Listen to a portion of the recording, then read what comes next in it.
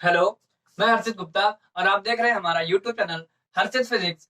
Physics के concepts को simple easy तरीके से डेप्थ में समझने के लिए हमारे चैनल को सब्सक्राइब करें और शेयर करें।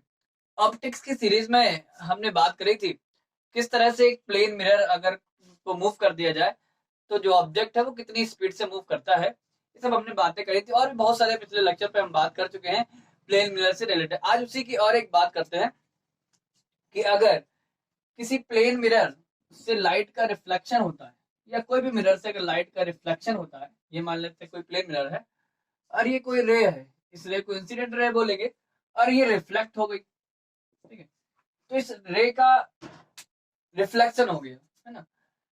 तो रिफ्लेक्शन में एक होता है कि लाइट रे कितना मुड़ गई, अपने रास्ते से लाइट जितना मुड़ जाती है उसको एंगल ऑफ डेविएशन बोलते हैं।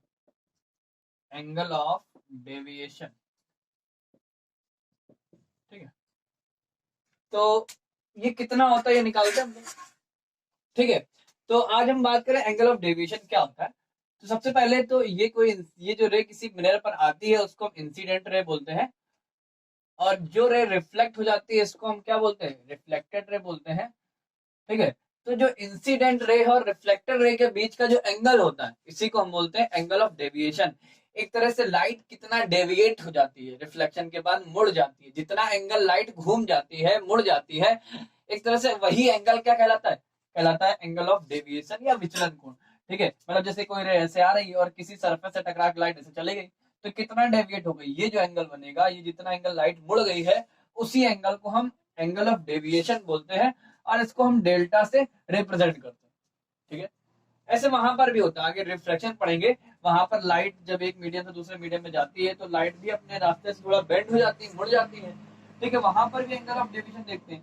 ठीक है, यहाँ पर भी लाइट मुड़ती है, लाइट ये मुड़ के उसी मीडियम में वापस जाती है रिफ्लेक्शन में और रिफ्लेक्शन में दूसरे मीडियम में जाती है। ठीक है, तो आज इसकी हम बात करते हैं कि ये एंगल ऑफ डेविएशन कितना होगा, इसको निकालते हैं। ठीक है, तो सबसे पहले तो एक सिंपल सा हमने प्लेन मिरर ले लिया और ये एक इंसिडेंट रे है और ये रिफ्लेक्टेड रे। इस पॉइंट पर अगर मैं एक नॉर्मल ड्रॉ कर दें तो ये हमारा नॉर्मल हो गया। ठीक है, ये वाला एंगल ऑफ इंसिडेंस हो जाएगा एंगल आई, ये वाला एंगल ऑफ रिफ्लेक्शन हो जाएगा आर। ठीक है, तो ये आई हो गया और ये आर हो गया। ठीक है, अब अगर ये मिरर ना होता तो ये रेस सीधे जाती है ऐसे, है ना। तो लेकिन ये मिरर है, ये रे ऐसे जाती है, लेकिन ये मिरर है, इस मिरर ने इस रे को क्या किया, इतना मोड़ दिया। तो एक्चुअली ये जो एंगल, ये पूरा एंगल होगा, यही तो क्या है, एंगल ऑफ डेविएशन, और इसको हम डेल्टा से रिप्रेजेंट करते हैं। तो अगर यहाँ पर हम एंगल ऑफ डेविएशन देखें कितना होगा, angle of deviation delta equal to कितना होगा, ये पूरा एंगल 180 है और इस 180 से अगर हम इसको माइनस कर दे तो ये वाला एंगल आ जाएगा। तो आ जाएगा delta equal to 180 degree minus का आई प्लस आर। ठीक है, और हम लोग को पता है कि आई और आर इक्वल होते हैं रिफ्लेक्शन के लॉ से, है ना, by the law of reflection. ये तो रिफ्लेक्शन का लॉ ही है, तो इसका नाम लिख सकते हैं सिंपली, यहाँ पर डेल्टा इक्वल टू होता है, अगर आई और आर को बराबर कर दें तो आ जाएगा 180 माइनस का 2i लिख सकते हैं। ठीक है, या फिर हम डेल्टा इक्वल टू 180 माइनस का 2r भी लिख सकते हैं। तो ये हमारा एक सिंपल तरीके से अगर किसी एक प्लेन मिरर से लाइट का रिफ्लेक्शन हो तो ये एंगल ऑफ डेविएशन होता है डेल्टा की वैल्यू। ठीक है, ये हम निकाल सकते हैं सिंपली। ठीक है, अब अगर बाई चांस एक की जगह दो मिरर हो जाए तो क्या करते हैं, तो देखते हैं अगर दो प्लेन मिरर होंगे तो किस तरह से हम एंगल ऑफ डेविएशन निकालते हैं। ठीक है, तो मान लेते हैं कि दो प्लेन मिरर हैं और किसी एंगल पर ये रखे हुए हैं। मान लेते हैं दो प्लेन मिरर हैं, एक ये है और एक ये है। ये दो प्लेन मिरर किसी एंगल थीटा पर रखे हुए हैं। ठीक है, और कोई रे आई किसी मिरर पर, फिर दूसरे मिरर पर गई, दोनों मिरर से रिफ्लेक्शन के बाद कितना एंगल ऑफ डेविएशन होगा ये हमें निकालना है। ठीक है, तो मान लेते हैं कोई रे ऐसे आई इस तरह से और इसके बाद यहाँ पर हम एक नॉर्मल ड्रॉ किया तो ये नॉर्मल हो गया और ये एंगल ऑफ रिफ्लेक्शन यहाँ बनेगा, ये इस तरह से लाइट इससे रिफ्लेक्ट हो गई। इसके बाद यहाँ पर फिर लाइट आई तो फिर से हमने एक नॉर्मल ड्रॉ किया, ये नॉर्मल ड्रॉ हो गया। ठीक है, और ये इंसिडेंट रे और ये क्या हो गया, रिफ्लेक्टेड रे हो गई। ठीक है, इस तरह से ये रे ऐसे चली गई। अब हमसे कहा गया कि बताओ टोटल एंगल ऑफ डेविएशन कितना होगा, ये हमें निकालना है। ठीक है, तो देखते हैं, तो ये नॉर्मल सीधे ऐसे गया आगे, है ना, और ये नॉर्मल ऐसे। ठीक, हमें पता है मिरर के बीच का जो एंगल है वो थीटा है और ये हमारी इंसिडेंट रे है और ये हमारी फाइनल रिफ्लेक्टेड रे, मतलब दोनों मिरर से रिफ्लेक्शन के बाद जो रे है फाइनल रिफ्लेक्टेड रे।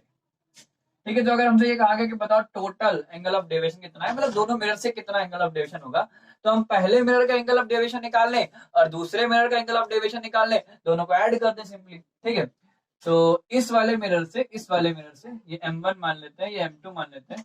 ठीक है, तो अगर मान लेते हैं फर्स्ट मिरर से जो एंगल ऑफ डेविएशन डेल्टा 1 है, तो डेल्टा 1 इक्वल टू कितना आएगा, डेल्टा 1 क्या है, डेविएशन फ्रॉम M1 मिरर। ठीक है, ये डेल्टा 1 मान लो, तो डेल्टा 1 इक्वल टू आ जाएगा वही अभी निकाला 180 माइनस का क्या लिख सकते हैं, माइनस का 2i लिख दो, और चाहे तो 2r लिख दो। तो चलो तो हम 2r ही लिख दें, क्या फर्क पड़ेगा। ठीक है, ये एंगल मान लेते हैं i है और ये एंगल कितना है r है। ठीक है, तो ये आ जाएगा। ठीक है, अच्छा, इसके बाद अब दूसरे मिरर से बात कर लें, deviation from the mirror M2, the mirror M2, अगर इसको डेल्टा 2 मान लें तो डेल्टा 2 इक्वल टू क्या आएगा, 180 माइनस का 2r। अच्छा, यहाँ पर r की वैल्यू कुछ अलग होगी, मान लेते हैं यहाँ पर ये r है, ये r डैश मान लेते हैं इसको। ठीक है, और यहाँ पर ये भी r डैश हो जाएगा। भाई i और r इक्वल होते हैं ना, यहाँ अगर ये r है तो ये भी r मान लो, क्योंकि i और r एंगल ऑफ इंसिडेंस और एंगल ऑफ रिफ्लेक्शन बराबर होते हैं। यहाँ पर भी ये एंगल r डैश, तो ये भी एंगल r डैश, दोनों r डैश हो जाएंगे। ठीक है, तो यहाँ पर लिख सकते हैं डेल्टा 2 इक्वल टू 180 माइनस का 2r2, ये लिख सकते हैं। अगर टोटल डेविएशन निकालें यहाँ से हम, टोटल एंगल ऑफ डेविएशन अगर हम इसको निकालें तो ये डेल्टा हो जाएगा, और डेल्टा इक्वल टू होगा डेल्टा 1 प्लस डेल्टा 2। अगर हम दोनों को ऐड कर दें तो ये आ जाएगा 180 प्लस 180, और ये 2 माइनस का 2 कॉमन ले लो, तो माइनस का 2 और r1 प्लस r2, यही तो आएगा। इन दोनों को अगर हम ऐड करेंगे तो 180 180 हो गया, और माइनस का 2 कॉमन ले लिया, r1 तो 60 हो गया। ठीक है, तो ये डेल्टा इक्वल टू आया 360 माइनस का 2 r1 प्लस r2। ठीक है, तो ये हो गया डेल्टा इक्वल टू 360 और माइनस का 2 और r1 प्लस r2। अब ये r1 प्लस r2 किसके इक्वल हो गया, इसको देखते हैं। ठीक है, अच्छा, ये वाला एंगल कितना है 90, क्यों, क्योंकि ये नॉर्मल है, और ये एंगल कितना 90, क्योंकि ये नॉर्मल है। ठीक है, अब ये क्वाड्रिलेटरल दिख रहा है, चतुर्भुज दिख रहा है, इस चतुर्भुज के चारों एंगल का सम 360 होता है। ठीक है, तो एंगल ये 90 है, ये 90, तो दो एंगल तो 180 हो गए टोटल। अब बचे दो, तो इनका और इनका सम भी कितना होगा, 180 होगा। तो अगर हम इस वाले एंगल को x मान लें तो जरा देखो, इसका और इसका सम कितना होगा, 180 होगा। Theta plus X equal to 180 ही तो होगा, क्यों, क्योंकि इस ट्रायंगल के चारों इस ट्रायंगल सॉरी इस क्वाड्रिलेटरल जो है इसके चारों एंगल का सम 360 होता है। तो ये 90 ये 90, 180 तो हट गया, बचा 180, और 180 बचा, तो ये दोनों एंगल का सम कितना हो जाएगा, 180। तो यहाँ से अगर हम कहें कि x की वैल्यू कितनी है, तो x की वैल्यू हो जाएगी 180 माइनस का थीटा, यही तो हो जाएगी। ठीक है, अच्छा, अब अगर हम इस ट्रायंगल में देखें, ये जो ट्रायंगल दिख रहा है इस ट्रायंगल में देखें, ठीक है, इसको कुछ मान लेते हैं, अगर हम ये हो गया, अब हम इस ट्रायंगल में देखें अगर, तो इस ट्रायंगल में लिख सकते हैं कि r plus R dash plus X equal to कितना होगा, 180। ट्रायंगल के तीनों एंगल का जो सम होता है वो 180 होता है। तो हम लिख सकते हैं ट्रायंगल में, इन ट्रायंगल, तो लिख सकते हैं r plus R dash plus X equal to 180। अगर x की वैल्यू रख दें तो r plus R dash plus X की value 180 minus theta equal to 180, यही तो आएगा। यहाँ से अगर 180 से 180 कैंसिल हो गया, तो यहाँ से हम बोल सकते हैं कि r1 plus R dash equal to क्या आ गया, थीटा। ये आ गया r प्लस आर डैश की वैल्यू क्या आ गई, थीटा। इसकी वैल्यू अगर यहाँ रख दो तो डेल्टा इक्वल टू निकल आया 360 डिग्री माइनस का 2 थीटा। ठीक है, तो ये हमारे पास एक सिंपल सा फॉर्मूला निकल आया कि अगर दो प्लेन मिरर किसी थीटा एंगल पर रखे हुए हैं तो उनसे अगर लाइट का रिफ्लेक्शन होता है दोनों मिरर से इस तरह से, तो एंगल ऑफ डेविएशन होता है 360 डिग्री माइनस का 2 थीटा।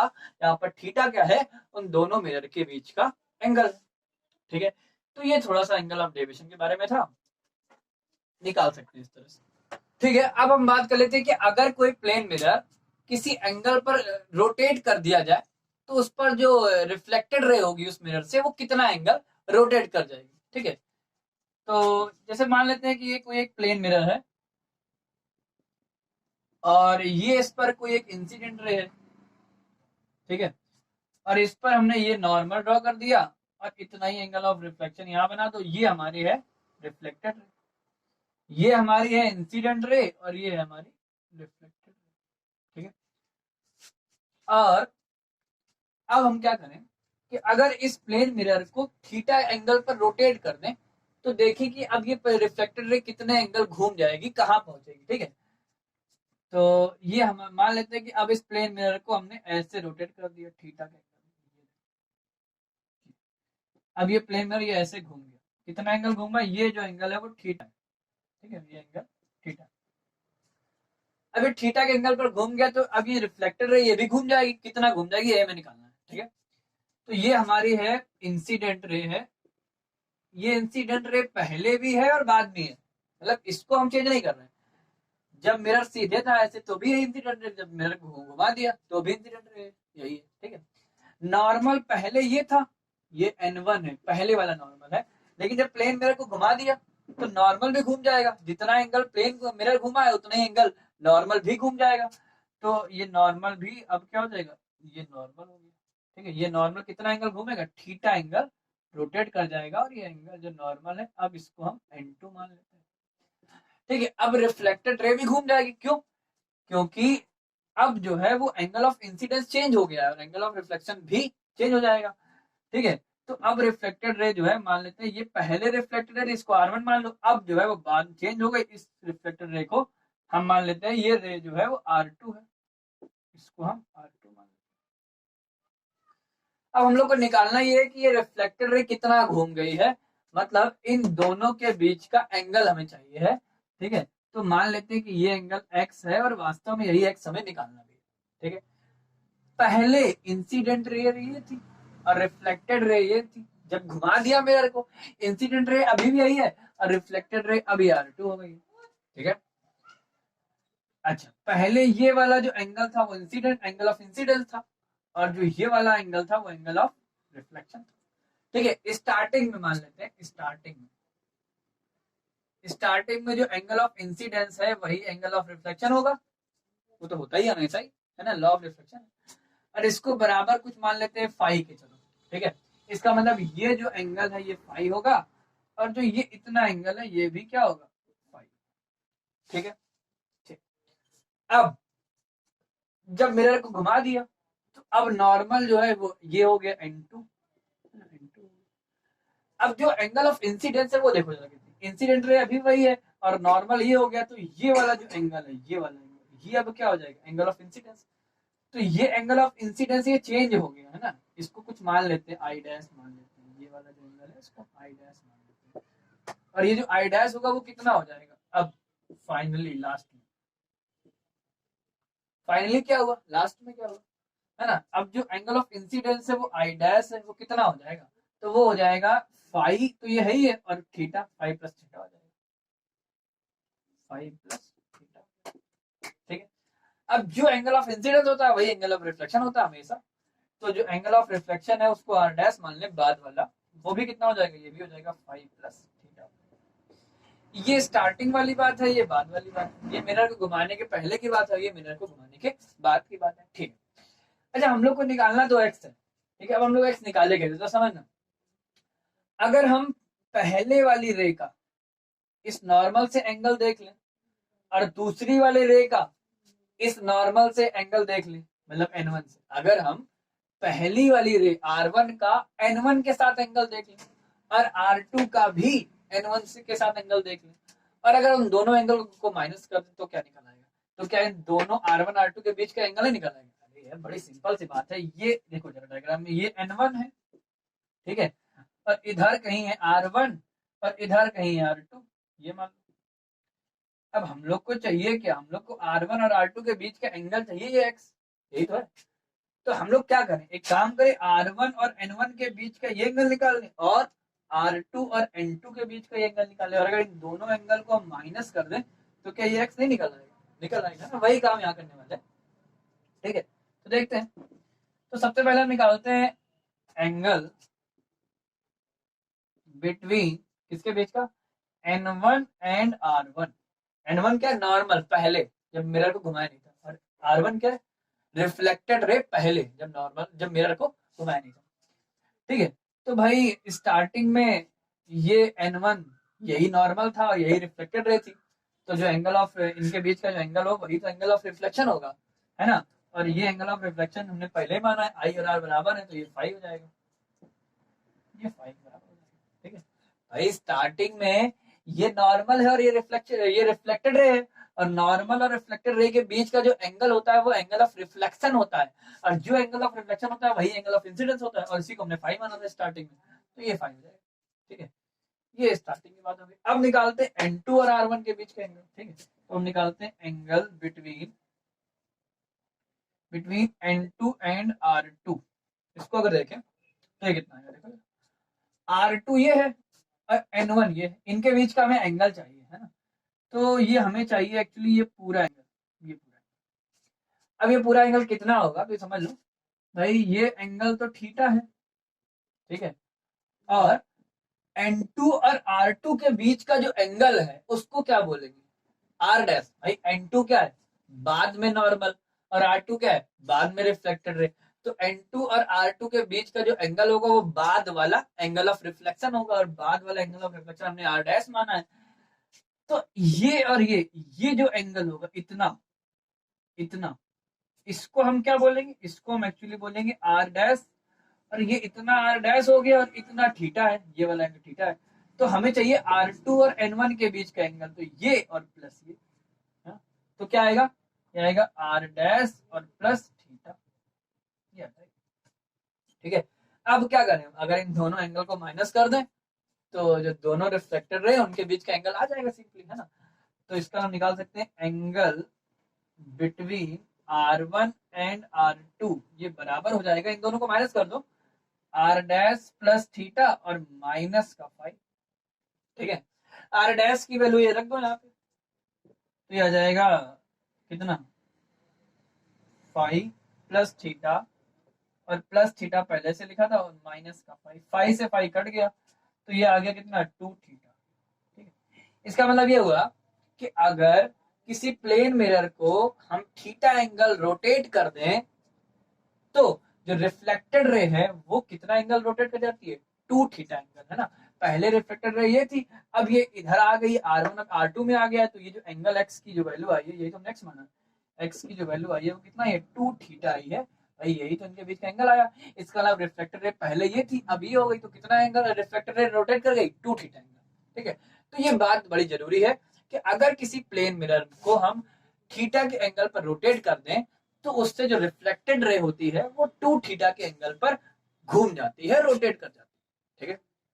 अच्छा, एक बात और है, अब अगर कोई ये कहे कि हम प्लेन मिरर को रोटेट ना करके हम जो इंसिडेंट रे उसको रोटेट कर दे थीटा के एंगल पे, तो रिफ्लेक्टेड रे कितने एंगल पर रोटेट हो जाएगी, ये थोड़ा सा देख लें, इसको भी थोड़ा कंफ्यूजन हो जाता है, तो जरा इसको भी देखते हैं, ठीक है।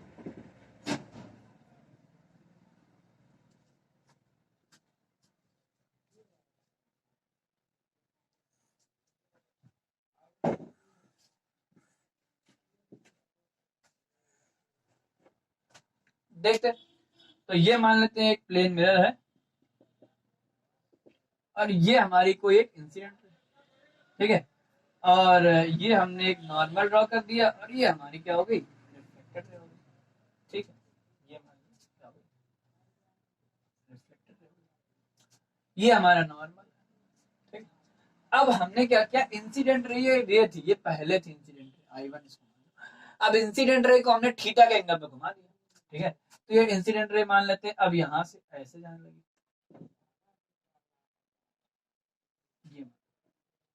ये एंगल जो है वो थीटा, ठीक है। अब रिफ्लेक्टेड रे कितने एंगल पे जाएगी हमें निकालना है। देखो भाई, पहले इंसिडेंट रे थी, नॉर्मल ये थी, ये जो था इनके बीच का एंगल था, कुछ एंगल मान लेते हैं, फाई मान लेते हैं, ठीक है। जो एंगल ऑफ इंसिडेंस होगा वही एंगल ऑफ रिफ्लेक्शन होगा, ये भी फाई मान लेते हैं, ठीक है। अब यहाँ पे आओ, यहाँ पे दूसरी बार जब रे आई, ये I2 है ना, जब एंगल हमने इसको थीटा के एंगल रोटेट कर दिया तब, अब एंगल ऑफ इंसिडेंस कितना हुआ, ये हो गया, ठीक है। दोनों सिचुएशन में यहाँ पर नॉर्मल वही रहेगा, क्योंकि मेरा जब तक वही है तो नॉर्मल वही रहेगा, है ना। मेरा वैसे ही तो नॉर्मल वैसा रहेगा। तो अब ये एंगल ऑफ इंसिडेंस ये हो गया पूरा, और ये है पूरा कितना, थीटा प्लस फाइव। तो अब एंगल ऑफ रिफ्लेक्शन भी थीटा प्लस फाइव हो जाएगा, तो यहाँ से एंगल ऑफ रिफ्लेक्शन ऐसे हो जाएगा, ये हो जाएगा, तो ये एंगल पूरा कितना होगा, ये एंगल पूरा होगा थीटा प्लस फाई, ठीक है। अब अगर ये एंगल फाई है और ये एंगल पूरा थीटा प्लस फाई है, तो ये एंगल कोई पूछे तो क्या बताओगे, सिंपल सी बात है, कितनी आएगा, थीटा ही तो आएगा, है ना। इसका मतलब ये कि ये पहले रिफ्लेक्टेड रे थी, ये बाद में रिफ्लेक्टेड रे है, और यहाँ पर रिफ्लेक्टेड रे कितना घूमी है, थीटा एंगल पर घूमी है, वहां कितना घूमी थी, टू थीटा एंगल पर घूमी थी, ठीक है। तो यहाँ पर ये बड़ी सिंपल सी बात है कि अगर किसी प्लेन मिरर पर हम इंसिडेंट रे को थीटा एंगल पर घुमा दे तो रिफ्लेक्टेड रे भी थीटा एंगल घूम जाती है, ठीक है। तो ये दो बातें हैं, थोड़ा सा ध्यान रखिए इसको। Thank you.